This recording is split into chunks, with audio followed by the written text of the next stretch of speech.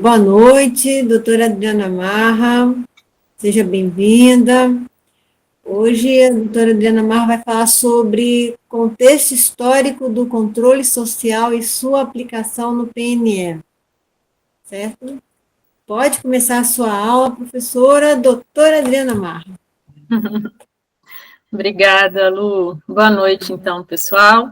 É um prazer muito grande o convite que eu recebi da Regina, da Luciana, para participar desse curso. E espero contribuir. Escolhi esse tema, contexto histórico do controle social, porque o controle social é algo que há mais de 500 anos, antes de Cristo, antes de 2.000 anos atrás, ele já era, de certa forma, aplicado como uma maneira mesmo de o Estado, quem estivesse no poder, eu estou falando de 2.500 anos atrás, controlar a sociedade e implementar o seu projeto, né? Então, e cabe muito bem aqui, porque o controle social é aplicado, que é o nosso pano de fundo aqui, o nosso objetivo principal do curso é trabalhar de todas as formas e de todos os vieses o Plano Nacional de Educação e o Sistema Nacional de Educação. Então, como a professora Marinesa, a professora Cássia, o doutor João Alberto já tem trazido muito essa matéria, tentando complementar esse assunto, eu quis trazer esse contexto do controle social, que é um tema que eu entendo que é muito importante da psicologia social e é o mestrado que eu estou fazendo hoje, né, que é psicologia social. Então, espero tenha sido feliz na escolha e que, de fato, acrescente para vocês algum conhecimento. Então, vamos lá. Qual é a definição do controle social? De verdade, porque tem a dialética da linguagem, né? A esquerda tenta sempre confundir a gente. Mas a definição do controle social é o controle do Estado sobre a sociedade. Mas a esquerda nos faz acreditar, inclusive na CONAI Nacional, que eu participei em Brasília, eu escolhi esse eixo 4, que falava do controle social, estratégias de educação, exatamente porque é o meu ponto de estudo do mestrado, e eu queria ouvir deles qual era o significado que eles externalizariam sobre o controle social. E eu fiz essa pergunta para a palestrante,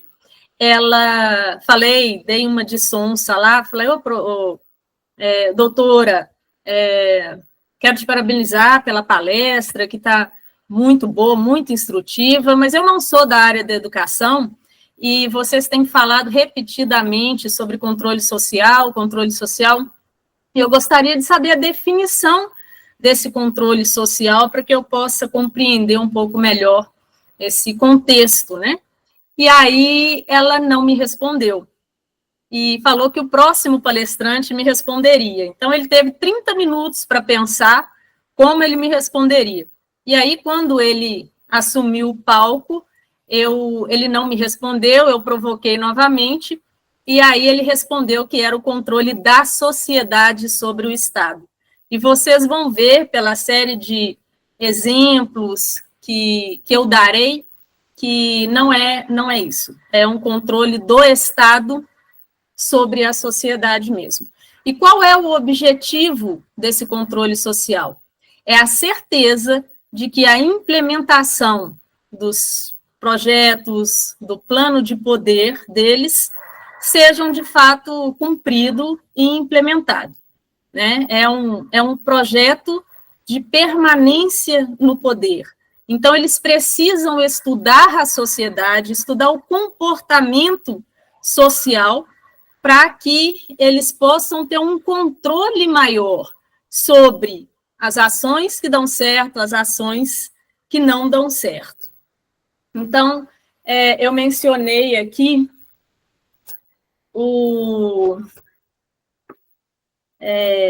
uma definição de 500 anos antes de Cristo, que foi do chinês Sun Tzu, que é o autor daquele livro A Arte da Guerra. Muitos de vocês já devem ter lido, né?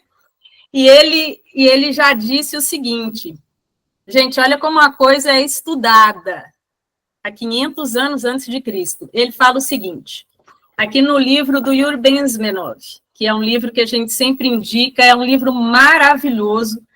Assim, precisamos ler e reler. Inclusive, esse mês foi a tarefa aqui do meu filho de 15 anos de idade, 16 anos, foi o livro do mês dele. A gente precisa colocar essa meninada para estudar, para entender o que está acontecendo, porque eles estão assentados nos bancos escolares. Nós, pais, não estamos assentados do lado deles, né?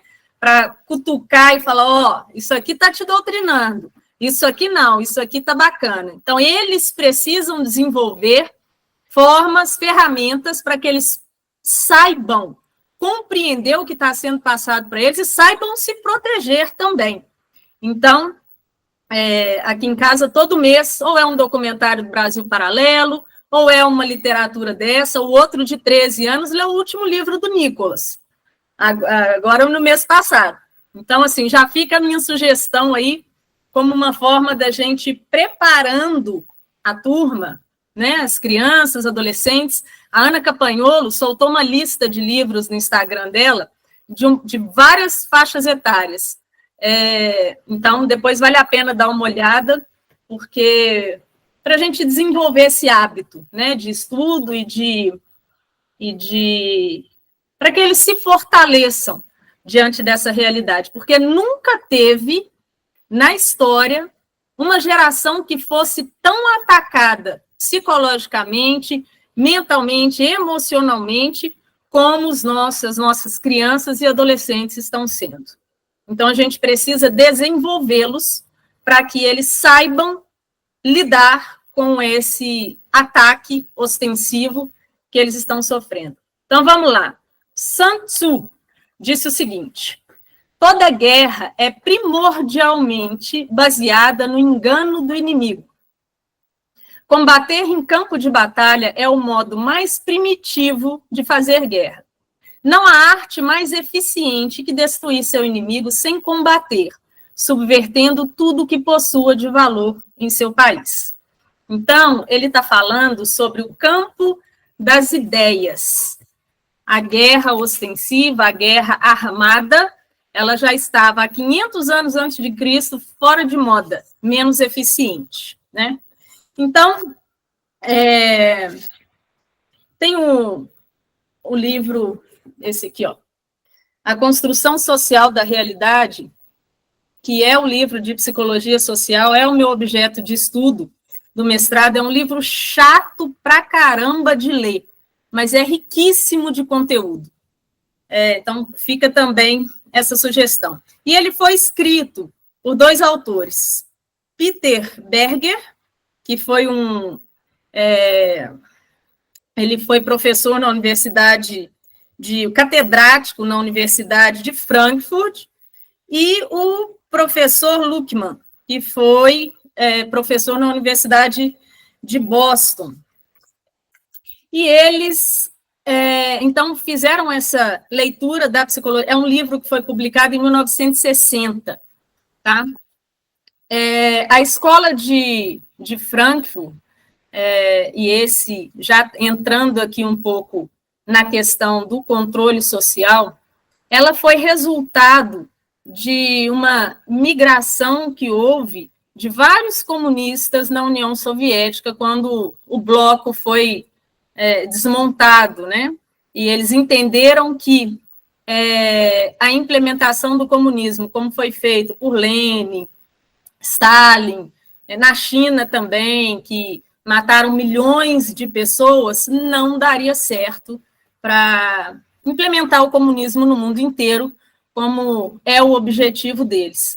Então, quando pareceu que a União Soviética tinha acabado e o comunismo também, vários desses comunistas saíram da União Soviética e foram para diversos outros países. E um deles foi a Alemanha, e lá eles, trabalhando essa ideia de de desenvolver teorias menos radicais, eles pensaram em criar uma universidade que passasse um verniz em cima das ideias comunistas com uma aparência de científica, de acadêmica. Então, a escola de Frankfurt, ela foi muito impactante nisso tudo, porque ela transformava a ideia que era comunista mesmo, em artigo científico. E aí dava uma credibilidade para a sociedade. Isso é um tipo de controle social, de controle da mente, de controlar, de engessar, de confundir, de persuadir a sociedade, no sentido de fazer acreditar que aquela matéria, aquela ideia, era científica, era acadêmica e não era simplesmente uma ideologia comunista. Eu vou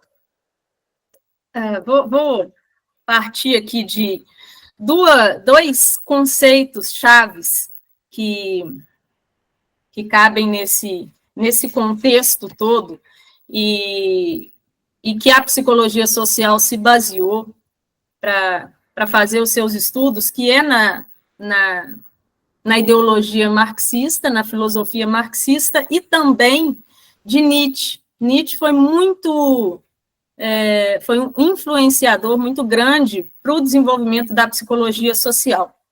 E aí, o conceito de ideologia, então, já era, naquela época, 1900 e pouco, quer dizer, 1800, né, e alguma coisa do Marx, eram ideias que serviriam de armas para os interesses sociais. Então, olha o que a gente tem, eu vou ficar tentando fazer esse paralelo o tempo todo, o que nós estamos vendo hoje em dia em relação às tantas ideologias, né? As ideologias sexistas, as de gênero, racista, feminista, enfim, todas elas. Então, elas são armas para interesses sociais, são utilizadas para enquadrar, engessar, entender e manipular o comportamento humano, o comportamento das massas. Qual que era a outra base de pensamento dessa proposta, que foi do Nietzsche? Ele trazia a ideia da falsa consciência, que é um pensamento alienado do ser social real do pensador. Ou seja, ele falava que o engano, o auto-engano e a ilusão, como um instrumento necessário para a luta pela sobrevivência e pelo poder, eram indispensáveis para o ser humano. Então, é um incentivo, na verdade, é uma proposta mesmo, que as pessoas se utilizassem do engano e da ilusão para implementação do poder, né? E a gente sabe que essa ideia da dialética da linguagem comunista, eles não têm um compromisso com a verdade, eles têm um compromisso com o partido, eles têm um compromisso com o projeto de poder comunista. Então, a verdade é algo muito relativo para eles, porque se o que for falado, verdade ou mentira, atender aos objetivos do partido, ela é válida, ela é moral para eles. Se a verdade ou mentira não atender aos propósitos do partido, ela é imoral para eles. Então, eles não têm um compromisso com a verdade real, eles têm um compromisso com o projeto do partido. Por isso, a dialética da linguagem é uma outra ferramenta do controle social, porque eles trabalham uma linha que agrada a sociedade, que satisfaz as pessoas, que elas compram de boa fé aquela ideia, mas estão trabalhando num sentido quase que oposto para implementar o que eles querem. Então, eles conduzem a sociedade de forma que eles querem, mas, na verdade, eles estão trabalhando no sentido contrário. O que é importante ficar disso é que não há compromisso com a verdade. Como a grande maioria das pessoas, eu acredito, tem boa fé, são pessoas boas, como a gente age se comprometendo com o que falamos, né, a gente espera isso do outro. Então, isso é uma forma de nos induzir a erro e de facilitar essa implementação do poder deles.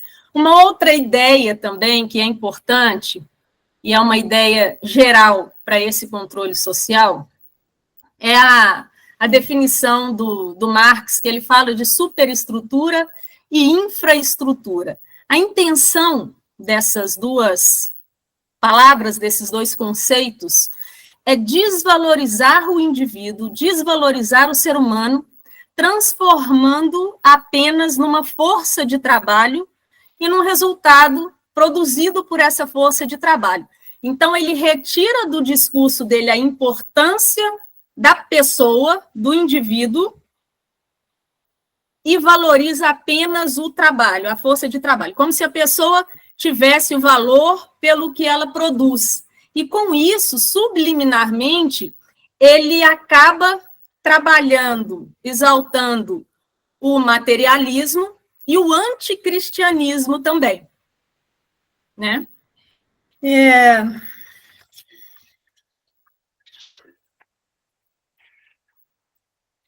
No estudo da psicologia social, eles chegam em uma conclusão muito, muito clara de que o homem da rua, ou seja, o homem comum, habitualmente, ele não se preocupa com a realidade fática das coisas.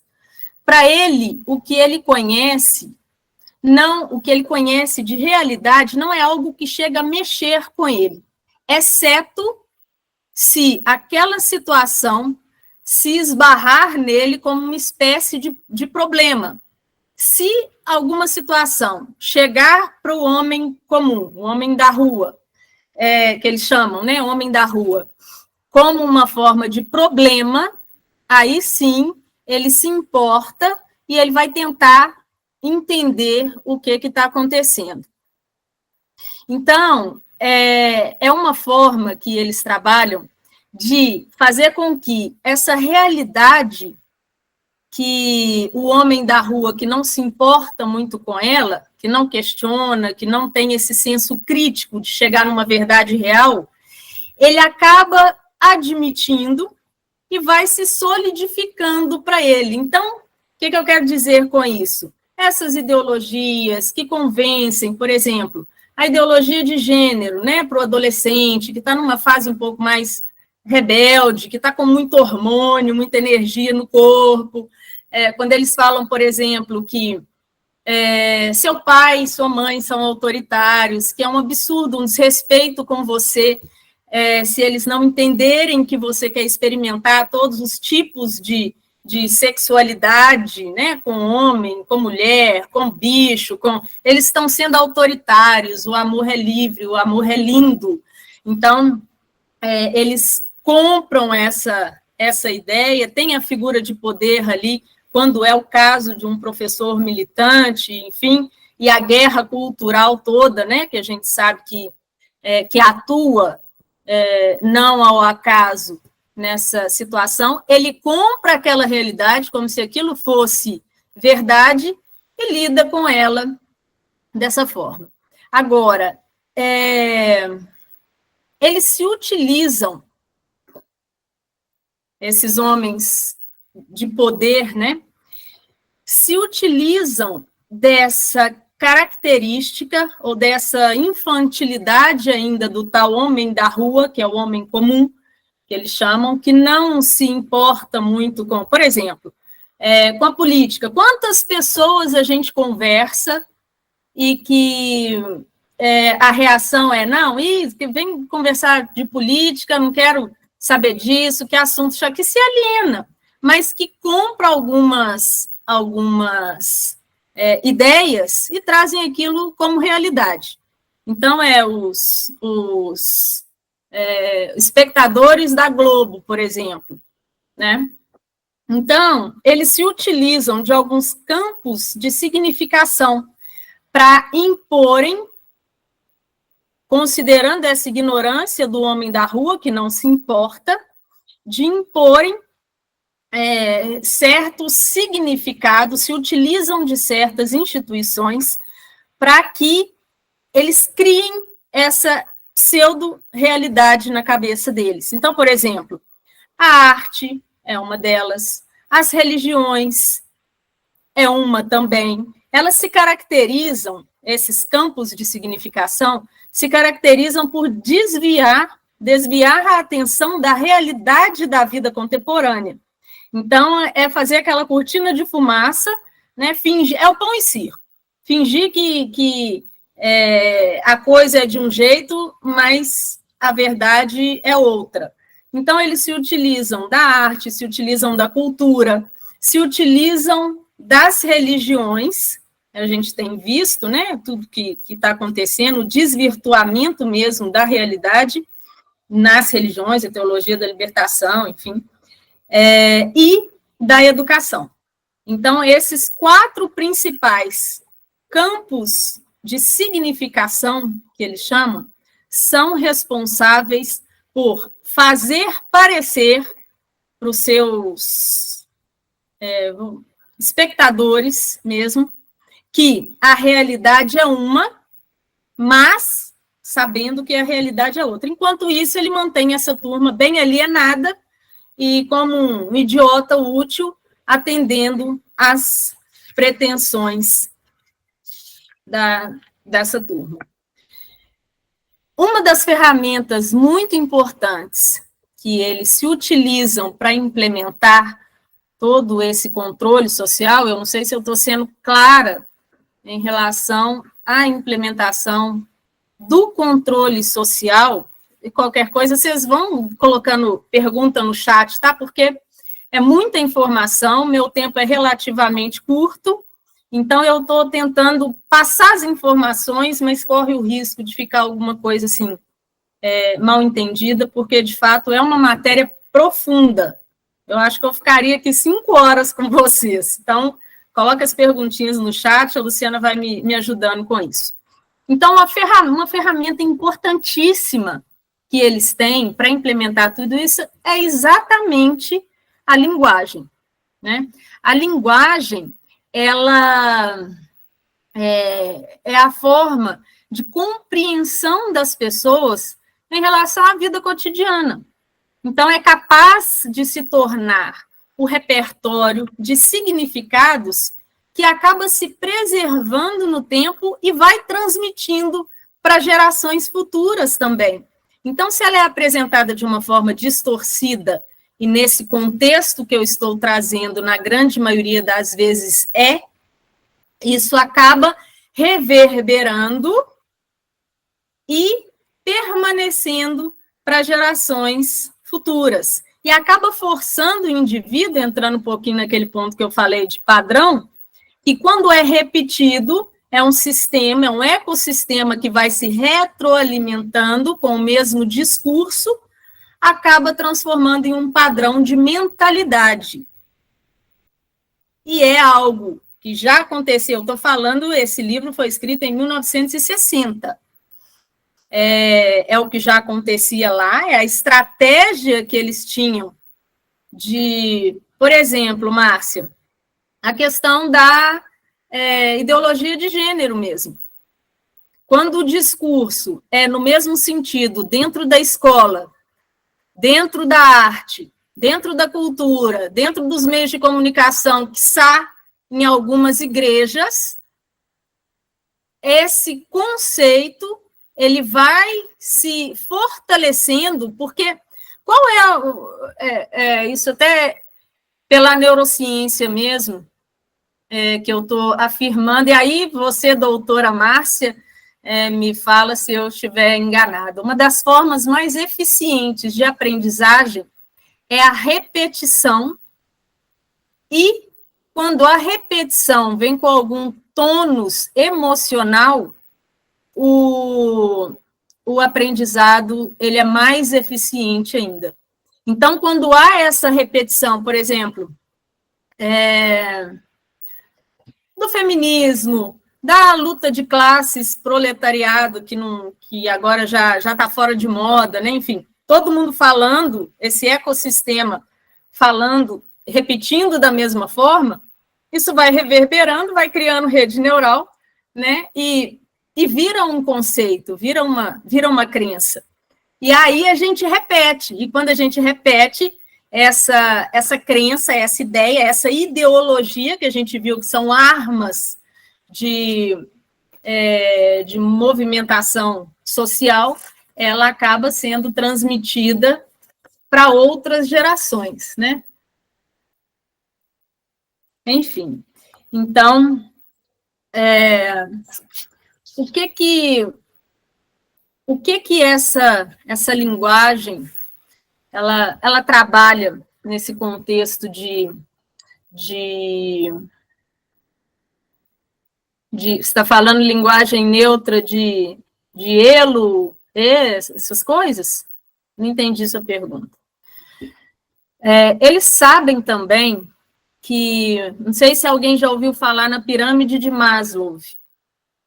Pirâmide de Maslow, eu aprendi bastante sobre ela quando eu fiz um curso de formação, foram 2 anos, na escola do Augusto Cury, em analista de gestão das emoções, e foi muito interessante. Eu já conversei sobre isso com algumas pessoas, e poucas, uma ou duas, falou que isso é ideia esquerdista, não sei o que.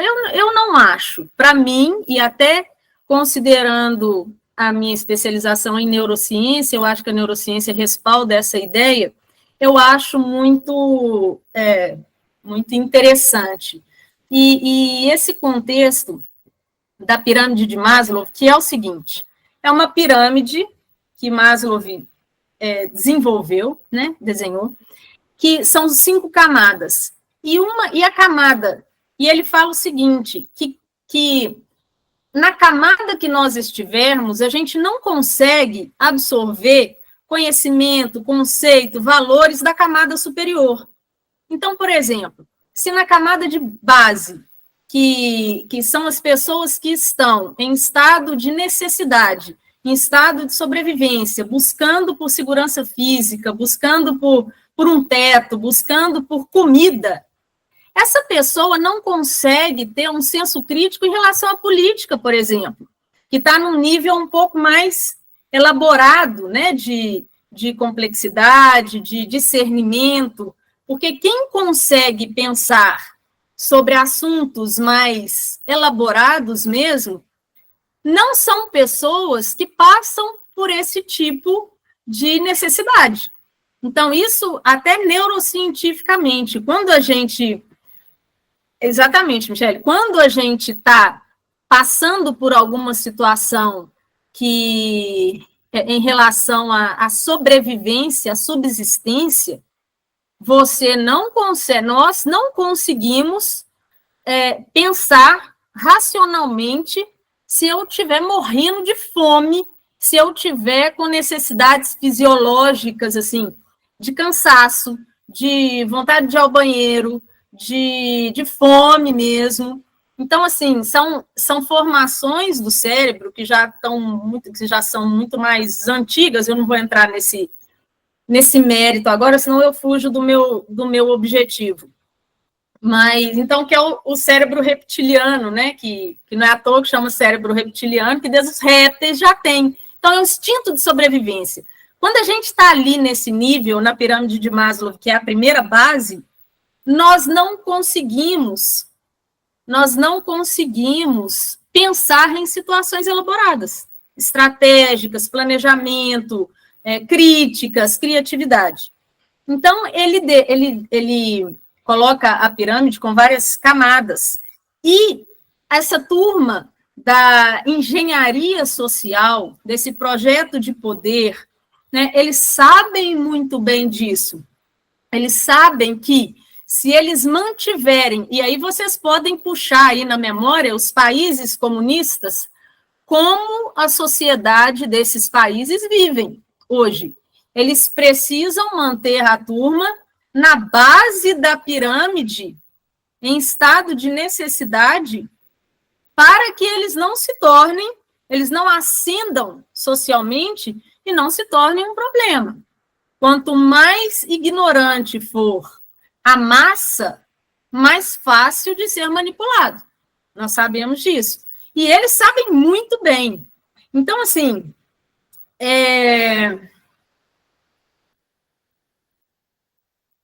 tem um ponto aqui que é interessante, eu vou até passar na frente aqui de uma outra questão que eu traria, que eu trarei, que é a questão, olha só que loucura, gente, a questão da socialização pela psicologia social das crianças. Eu vou perguntar para vocês, e aí vocês coloquem no chat, aí vai subindo, eu não vou abrir o chat para ler, mas é só para instigar mesmo.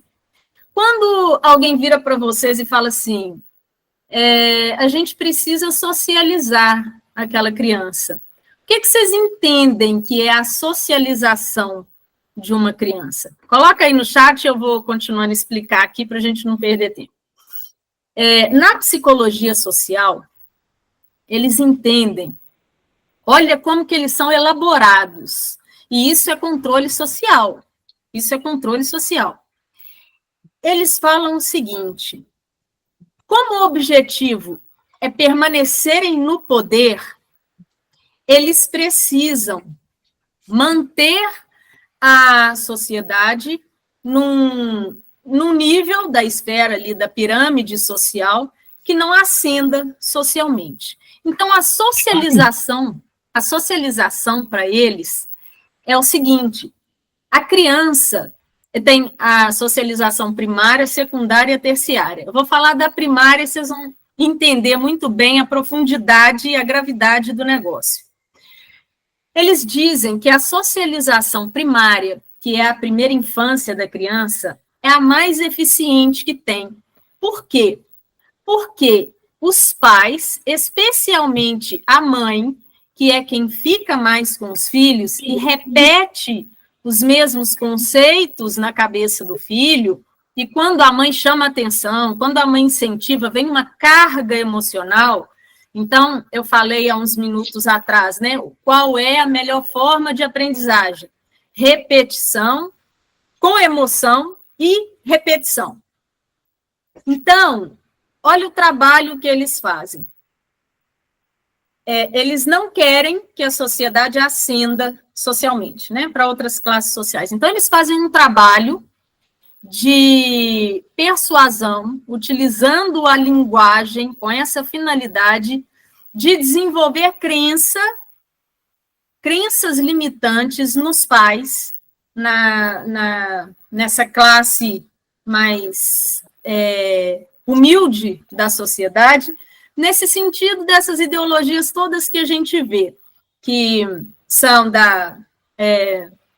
dos negros, por exemplo, que tem uma dívida, que a sociedade tem uma dívida social com eles, né? A mulher que é inferior ao homem, essas coisas todas, empregado com empregador, hétero com homo, branco com negro, mulher com homem, essas coisas, eles trabalham nesse sentido vitimista, e eu vou dar um exemplo aqui, por exemplo, uma família de baixa renda, uma família bem humilde, que tem a crença de que, como eles são pobres, às vezes negros e tal, nunca vão conseguir, são vítimas da sociedade, nunca vão conseguir ascender socialmente.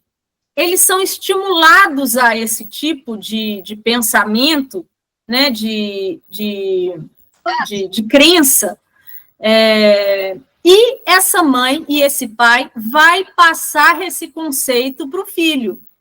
O filho, quando nasce, ele nasce zerado. Ele começa a se entender como um sujeito, né, um indivíduo ali, entendendo os valores da sociedade a partir do que os pais ou responsáveis legais passam para eles. Então, se uma criança dessas, que tem os pais e que falam assim, não, a gente nunca, é tudo muito desigual, muito injusto, a gente nunca vai conseguir ter esse carro, a gente nunca vai conseguir ter, e você também, porque é pobre, é negro, nunca vai conseguir nada na vida também. Se pergunta para um menino desse, falar, o que você tinha vontade de ser um médico? Ele vai responder, se ele tiver absorvido, e sempre, na maioria das vezes, absorve, porque a turma da psicologia social sabe que é eficiente, ele vai responder que, não, eu nunca vou conseguir ser um médico, porque eu sou pobre, porque eu sou negro, porque a sociedade é injusta comigo. Então, olha o que é o conceito de socialização dessa turma. Quando a criança externaliza essa crença limitante dos pais, eles entendem que aquela criança está socializada. O que é a socialização? Ela nunca vai sair daquela condição social dela. Eu vou dar um exemplo para vocês de quem é uma pessoa que não foi socializada nesse conceito da psicologia social e comunista. O Nicolas Ferreira, por exemplo. Por quê? O Marcos Pontes, nosso astronauta, senador agora. Por quê? O Nicolas nasceu, foi criado numa favela aqui em Belo Horizonte. Ele rompeu com essa ascensão social e hoje é um deputado federal dos mais conhecidos, né? O Nicolas não é uma pessoa socializada, não foi uma criança socializada nesse viés dessa turma, porque ele ascendeu socialmente. Então, olha como que a coisa é assim, o buraco é muito mais embaixo que a gente imagina.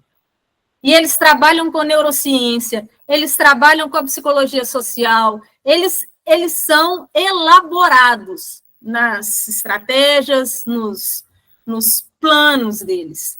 Então, o que a gente precisa? E aí, Luciana, não sei se tem mais professoras aí assistindo aqui esse bate-papo, mas a gente precisa falar para as crianças o tempo todo, para os adolescentes. Você pode ser o que você quiser na sua vida, desde que você se esforce para isso.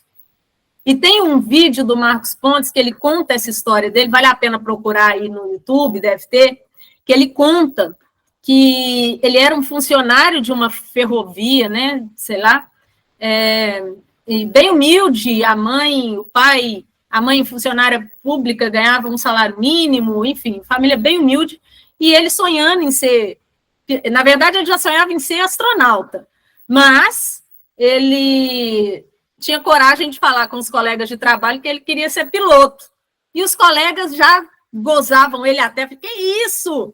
Você é pobre, que deixa de ser doido, ser piloto é coisa de gente rica, não sei o que e tal, e ele voltava chateado para casa, né? E um dia voltou muito chateado, e a mãe dele disse que era uma italianona, assim, um olhão azul, brava e tal, virou para ele e falou assim, que cara é essa, menino? Não, mãe, nada não. Fala que eu sei que você está com alguma coisa, fala logo. Aí ele, não, porque eu falei que eu queria ser piloto, meus colegas de trabalho falaram que eu sou doido, que para eu tirar isso de cabeça. Isso, gente, isso é muito sério e acontece demais. Tira isso de cabeça para você não ficar frustrado. Olha como. E muitas vezes a gente escuta isso até de pessoas que amam a gente, né? De familiares, que às vezes ele não acredita que a gente pode conseguir outras coisas. Não, para de pensar, não viaja, não, que você vai ficar frustrado com isso e tal. E aí os colegas dele falavam com ele: você vai ficar chateado, você não vai conseguir ser isso nunca, piloto nunca, você é pobre, você é coisa de gente rica e tal. E aí disse que a mãe dele pegou no braço dele, assim, bem brava, e falou com ele, vou te falar uma coisa. E foi essa frase que eu falei, foi dela mesmo. Você pode ser o que você quiser na sua vida, desde que você se esforce para isso. E aí diz que ela deu uma injeção de ânimo nele assim, e ele virou e falou, eu vou estudar. E aí teve concurso para aeronáutica, ele estudou, passou no concurso da aeronáutica, e a carreira dele, nossa, meu cachorro aqui, e a carreira dele começou, né? O cara esforçado, ele estava preparado, sempre se preparou, se esforçou. Deixa eu fechar aqui, gente.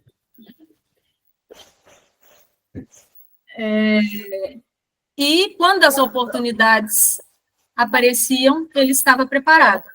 Quando aconteceu o caso dele ser convidado para entrar no programa da NASA, né, e ir fazer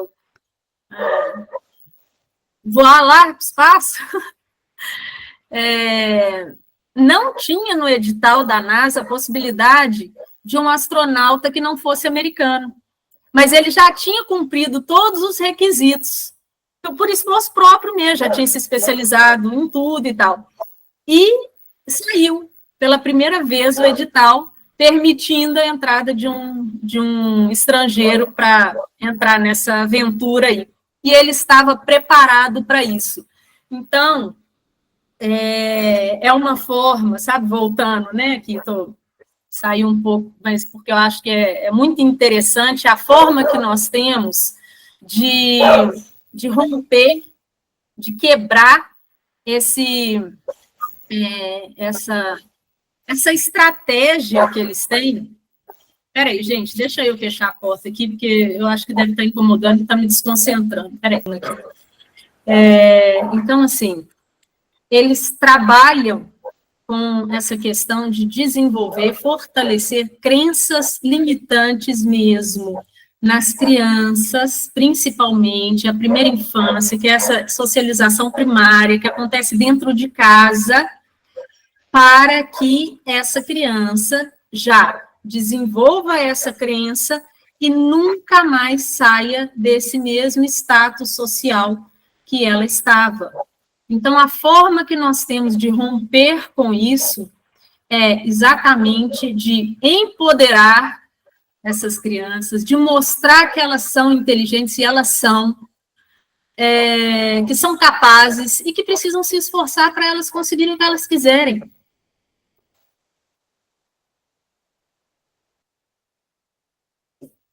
Isso aqui, Lu, quem fez um compêndio dessas ideias todas e apresentando todas essas ideias, que a base é marxista e nietzschiana, são os autores, o Peter Berger e o Thomas Luckmann, da construção social da realidade. Eles vão citando durante o livro todo várias outras pessoas que influenciam também, mas os maiores influenciadores dessas ideias todas são Marx e o Nietzsche, tá?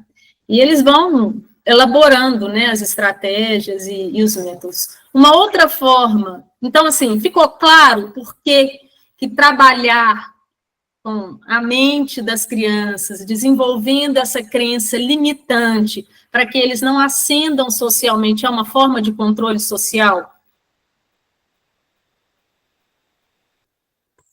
Ficou claro, né? Qualquer coisa, pergunta aí. Uma outra forma de controle social também é a criação das instituições, sejam instituições físicas, sejam instituições, por exemplo, a família, porque eles entendem que, ao criar as instituições, o indivíduo fica enfraquecido. Porque diante de uma instituição, uma pessoa, ela não tem uma igualdade de poder, de ação, diante de uma instituição.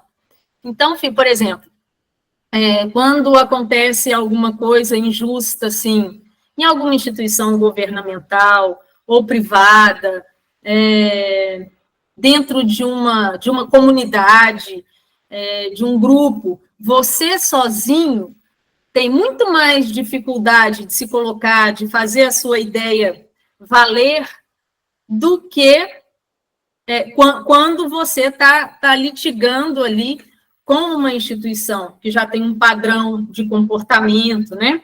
Então, é uma forma que eles têm também de condicionar a população a um modus operandi, que é o que eles têm, o que foi criado de instituição. Então, pelo simples fato dessas instituições existirem, de certa forma, eles conseguem controlar a conduta do ser humano. E eles pretendem também, com essas instituições, terem autoridade sobre o indivíduo. Então, vejam só no contexto social como eles conseguem trabalhar em várias direções, né, de várias formas aí, um jeito de controlar a sociedade. Agora, eu quero ler um artigo para vocês, que é coisa rápida, um artigo. Eu gosto sempre de ler, porque é muito impactante, assim. Todas as minhas palestras, eu acho, do Plano Nacional de Educação, de audiência pública que eu participei, eu fiz questão de ler esse artigo, que é do livro do Yuri Bensmenov, que foi escrito por um jornalista canadense em 1959, e um jornalista comunista, 1959. Olha como que a estrutura já está toda montada, entendida, e qual é o objetivo deles. E aí, disso, a gente já começa, chama subversão. Yuri Bensmenov. Acho que está.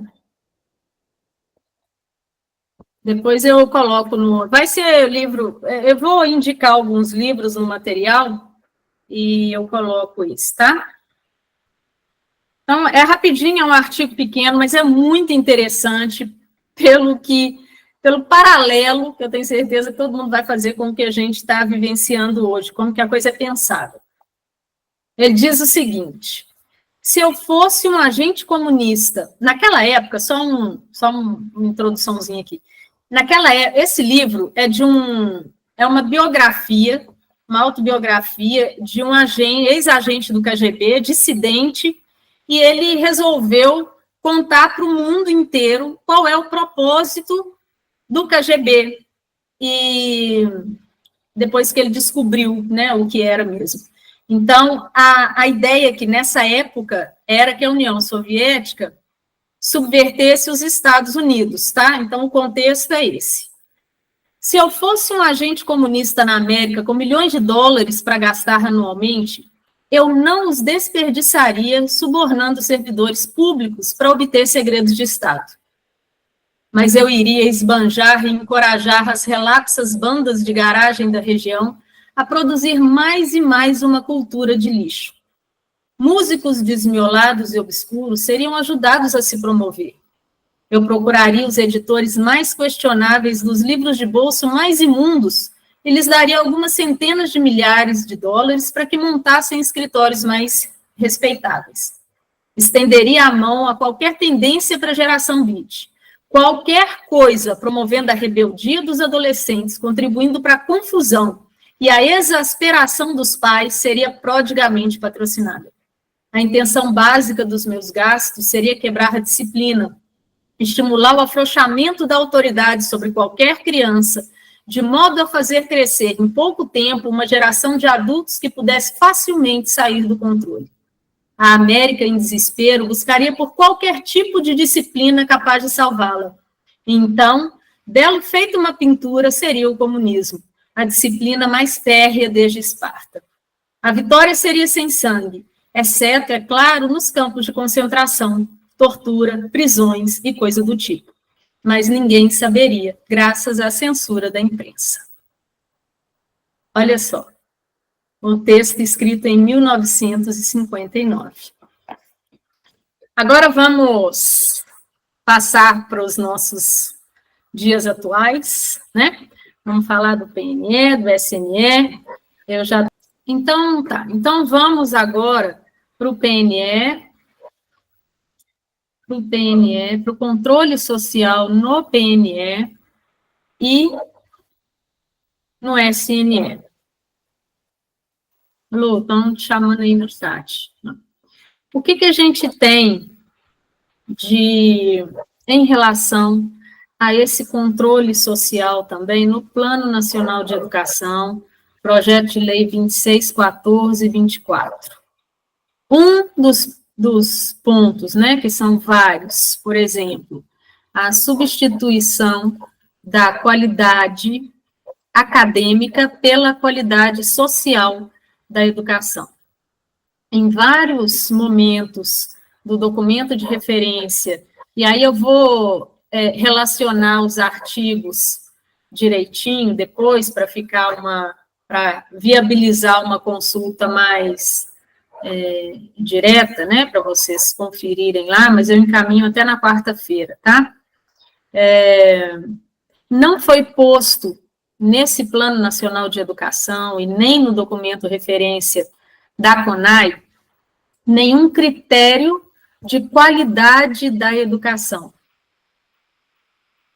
Lembra lá atrás que eu falei sobre a socialização primária? A ideia é manter as crianças e os futuros adultos num nível de ignorância, de base de pirâmide social mesmo.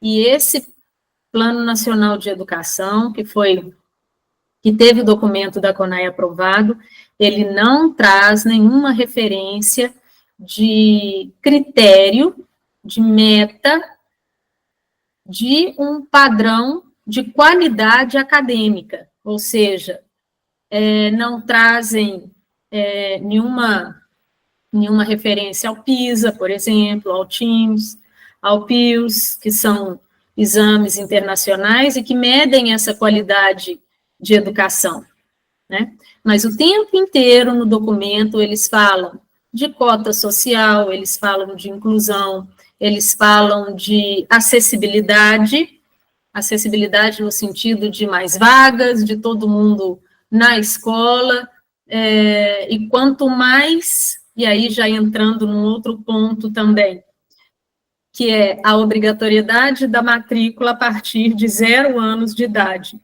No PL 2614, no documento que foi aprovado da CONAI, eles falavam literalmente isso. No PL, que virou, né, o projeto de lei, o documento que foi aprovado, ele fala sobre eles deram uma sutileza maior do que ficou muito explícito no documento da CONAI que foi aprovado.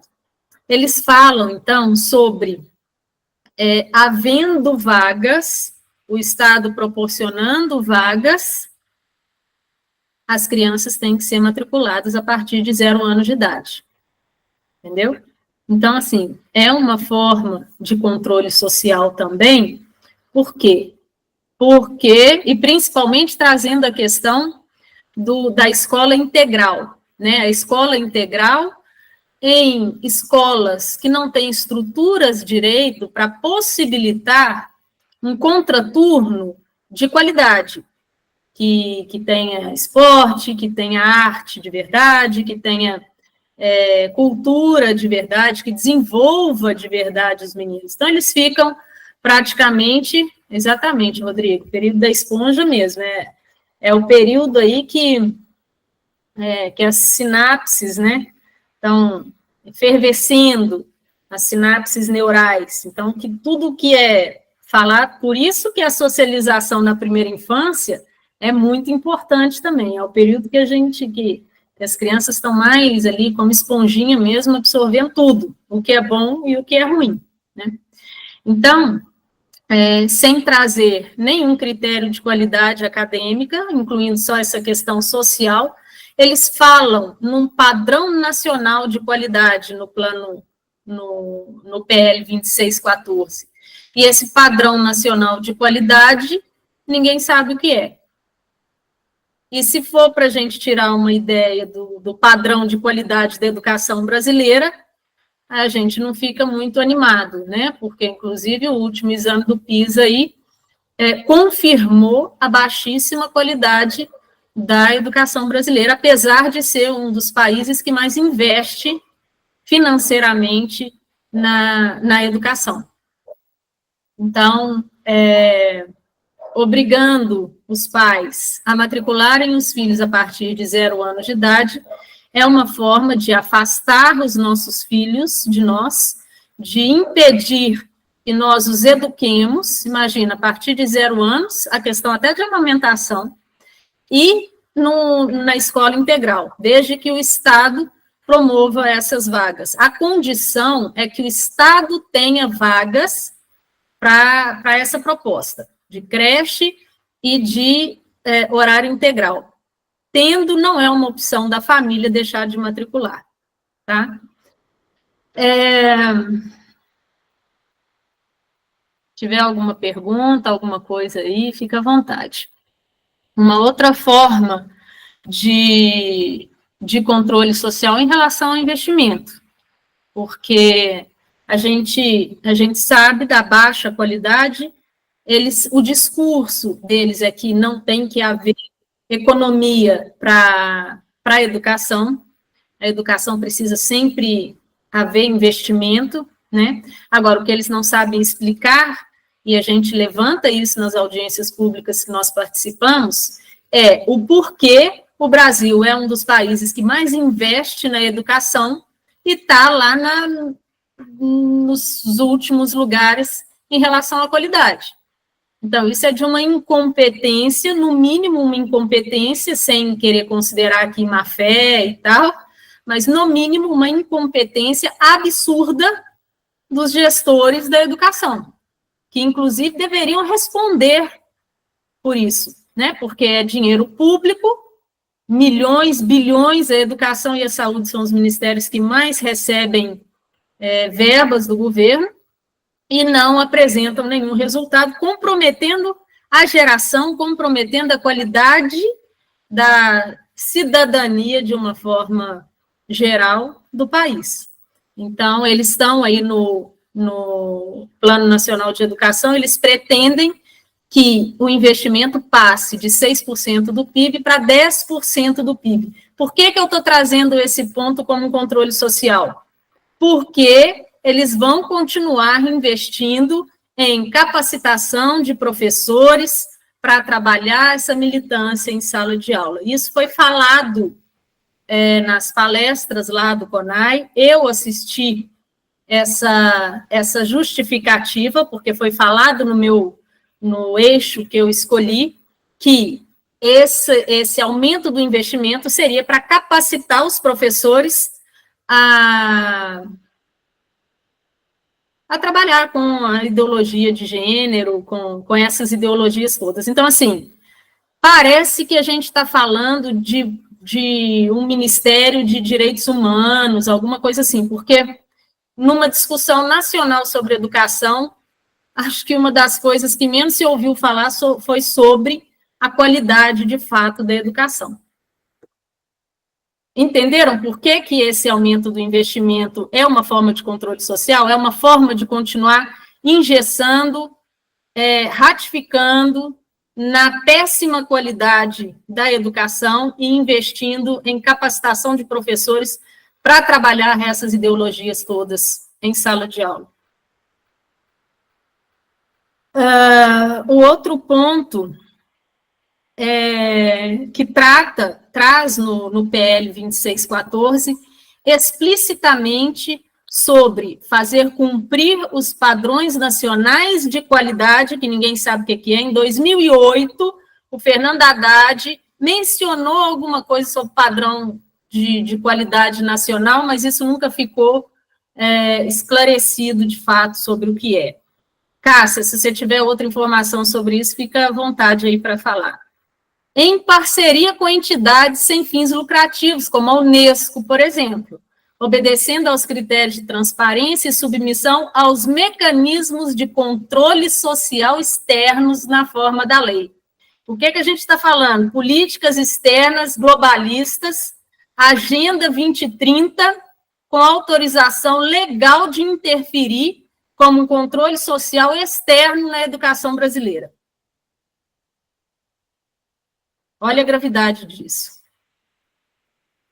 Olha o controle social. Não basta o interno, o externo também legitimado, se esse projeto for aprovado. Outros pontos que também tratam de controle social é a proibição das escolas cívico-militares, a proibição do homeschooling, a proibição das escolas confessionais. Por que controle social isso? Porque na Constituição Federal há a previsão da diversidade das escolas, da liberdade de cátedra do professor, né, em relação aos métodos utilizados, e quando eles pretendem a proibição dessas escolas que eu falei, cívico-militar, o homeschooling, as escolas confessionais, o que eles estão é retirando o direito dos pais escolherem que tipo de escola eles querem matricular os filhos e trazendo tudo para a vala comum, que é a educação estatal, a educação promovida pelo Estado. Aliás, também foi falado na CONAI, na palestra que eu assisti, que a ideia no futuro é acabar com todas as escolas privadas e tornar a educação só educação pública, porque, de acordo com a palestrante lá,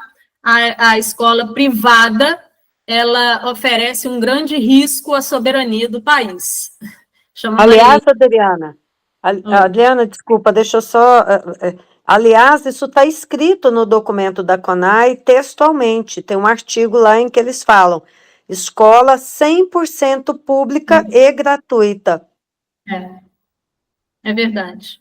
Então, o que eles querem? Enquadrar todos os alunos nesse padrão de educação horrendo, que é o que a gente já vive, e o que eles pretendem mesmo piorar isso, porque não tem essa honestidade intelectual de oferecer uma educação de qualidade e trabalhar bastante essa doutrinação de forma que os nossos filhos deixem de desenvolver os seus talentos, a sua inteligência, a sua capacidade no próprio desenvolvimento integral, né, e canalizem essa energia, essa inteligência toda como militantes aí, que é o que a gente tem visto bastante. Inclusive, no livro do Yuri Bezmenov, ele fala que se o Albert Einstein tivesse estudado numa das faculdades americanas na época, ao invés de ser o gênio e desenvolver o que ele desenvolveu para a humanidade, ele seria o líder da marcha da maconha. Então, assim, é isso mesmo, sabe, que está acontecendo. É um negócio que parece piada, mas não é. Porque nós sabemos que as nossas crianças, os nossos adolescentes são inteligentes, têm muita capacidade, acontece que essa inteligência, essa capacidade está sendo direcionada para algo completamente destrutivo, tanto para eles quanto para as famílias, né, que são essas doutrinações todas. O homeschooling também. Por que as escolas cívico-militares eles querem acabar? Porque a escola cívico-militar entrega disciplina, entrega meritocracia, entrega desenvolvimento de verdade para os alunos. A escola do Exército do Amazonas, escola militar do Exército do Amazonas, foi considerada no ano passado uma das melhores escolas do mundo. Coloca os alunos da cívico-militar e do militar para fazer uma prova com as escolas tradicionais. Eles sabem que tem desempenho, eles sabem que essas crianças estão sendo desenvolvidas, eles não querem que isso aconteça. A ideia é um emburrecimento programático, que até a doutora Inês Borges fala bastante, muito bem sobre isso. Homeschooling também, por quê? Porque as crianças estão em contato com os pais, as crianças estão em contato com os pais que estão interessados de verdade numa melhor educação dos filhos, então eles passam valores, além da questão da educação, passam valores em relação à fé, passam valores em relação a princípios, a caráter, a moral, e isso também são características que eles não querem que as nossas crianças e os nossos adolescentes desenvolvam, porque uma criança e um adolescente com esse tipo de desenvolvimento, eles são muito mais difíceis de serem persuadidos, de serem doutrinados, do que uma criança que está numa escola com uma proposta dessas estatal, de controle estatal, desde 0 anos de idade, num período integral.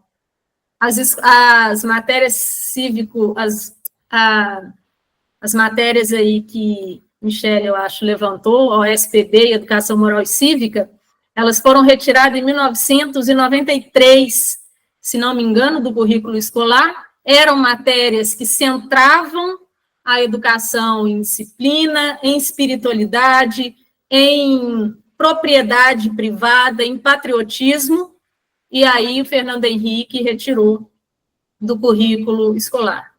Então, também um grande prejuízo, né? Era a época que o pessoal ia para o pátio da escola e cantava o hino nacional, pelo menos uma vez por semana. Então, isso tudo vem sendo deteriorado há mais de 50 anos, facilmente, aqui no Brasil. E as escolas confessionais, porque continuam trabalhando a fé, continuam trabalhando a disciplina, continuam trabalhando também a meritocracia, via de regra, e são valores, são competências que eles não querem que os nossos filhos desenvolvam. Então, são as 3 escolas aí que estão na mira para serem extintas com esse Plano Nacional de Educação. E o objetivo, eu, Adriana, não tenho dúvida nenhuma que é um projeto de transformar os nossos filhos em idiotas úteis para que eles se tornem um curral eleitoral e mantenham essa turma no poder. Então, a gente precisa deixar de ter esse olhar romântico para a educação, se é que alguém ainda tem, começar a entender de verdade qual é essa proposta, para que a gente possa reagir e preparar os nossos filhos para tudo isso. É isso. E, assim, para finalizar, uma das piores, mais covardes ameaças que os nossos filhos estão sofrendo nesse contexto todo, e que ele vai ser muito bem trabalhado no Plano Nacional de Educação, especialmente se o Sistema Nacional de Educação for aprovado, e a Cássia falou muitíssimo bem, eu tenho repetido, assim, em toda oportunidade que eu tenho, que, no meu entendimento, ela é hoje uma das maiores especialistas em Sistema Nacional de Educação do país, sobre o risco, né, do que nas mãos de quem a educação do país vai cair. De 15 pessoas, todas com viés esquerdista aí mesmo, os nossos legisladores municipais, estaduais, vão perder a competência para legislar sobre a educação. Então, e o que tem sido muito trabalhado na CONAI foi um absurdo, assim, foi chocante o eixo da ideologia de gênero. Então, eles vão continuar trabalhando isso de uma forma muito intensa, e é criminoso, na minha opinião, criminoso. Inclusive, tem um projeto de lei até que eu, o doutor João Alberto, fizemos, foi aprovado pelo, acho que o Felipe Barros, que é o relator, prevendo a criminalização desses professores que trabalharam com ideologia de gênero, e livros também direcionados à criança e adolescente com sexualização precoce, enfim, essas loucuras aí. Porque o prejuízo para a integridade mental, em primeiro lugar, e depois integridade física dos nossos filhos, é um fato. né? Os meninos que entram, que são persuadidos aí a achar que são não binários, que são uma vaca que gosta de homem, amanhã gosta de mulher, e que são incentivados por esses professores militantes, e que falaram ostensivamente no eixo 3 na CONAI sobre isso, que eles estão na sala de aulas para formar militantes mesmo, porque precisam deixar esse legado, eles causam mesmo agressões à integridade mental e física dos nossos filhos. Os meninos estão fazendo hormonização, né, criança, adolescente, estão fazendo cirurgias para tirar seio, para os que se sentem não binários, e isso é um absurdo, porque o mundo é binário. A gente só consegue distinguir uma coisa da outra coisa porque é binário, porque tem contraste. Então, isso é mais uma relativização. No livro do Yuri Ben-Smenov, ele fala muito bem sobre isso, e a gente precisa ficar muito atentos, porque essa proposta de relativizar tudo, relativizar o certo e o errado, é o que a gente precisa ter em mente e trazer para o eixo, de novo, da firmeza do que é certo e do que é errado. Isso é uma proposta que nada mais considera além de confundir os nossos filhos, de torná-los idiotas úteis para a permanência de um projeto de poder.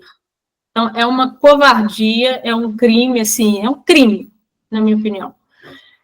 Por fim, e aí encerrando mesmo, o SNE, que também vem com esse viés fortíssimo de controle social, nessa estrutura toda que a professora Cássia já falou e que eu trouxe rapidamente também, que é esse formato autoritário de educação, que vão punir, inclusive, os prefeitos, governadores, os donos de escola, caso eles não implementem o que essas duas comissões aí compostas de 15 pessoas, fazem parte do Fórum Nacional de Educação, que estão aí no MEC, enfim, definirem como critérios de educação. Eu acho que de tudo o que eu falei, não há nenhum exemplo, nenhum fato que tenha um controle social tão agressivo como é o da proposta do Sistema Nacional de Educação. Encerro minha fala aqui, espero ter contribuído com alguma coisa e estou à disposição de vocês.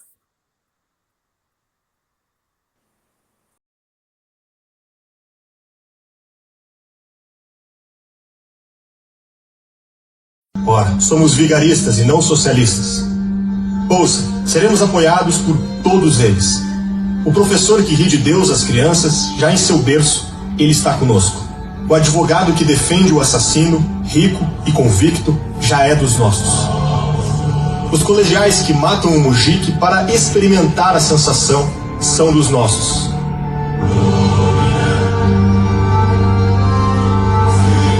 Os jurados que absolvem criminosos a torto e direito são dos nossos. O promotor que treme no tribunal por não ser suficiente liberal é dos nossos. Há administradores, escritores, um assombroso número dos nossos. E eles nem sabem disso ainda. Hoje em dia ninguém tem ideias próprias. O deus russo foi derrotado pela vodka barata. As camponesas estão bêbadas, as mães estão bêbadas e as igrejas estão vazias. Apenas espere essa geração crescer. Apenas espere que cresça. 1 ou 2 gerações e o crime deixará de ser uma loucura. Mas o bom senso, justamente o bom senso da Rússia, o transformará em dever.